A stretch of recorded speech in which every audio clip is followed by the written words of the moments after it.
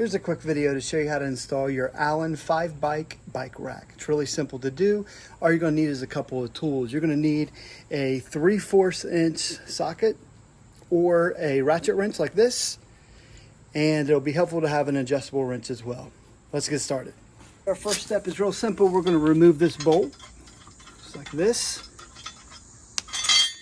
Take it out, and then we're going to take this and it's going to go into the hitch of the vehicle.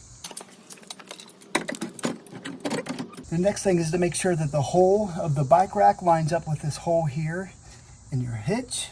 You're just going to take the bolt, push it all the way through, just like that. Next, we're going to take the nut and hand tighten it in here, just like this.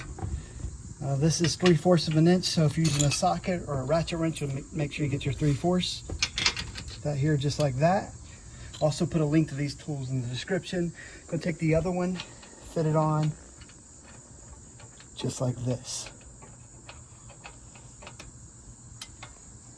And we're going to go ahead and tighten it down.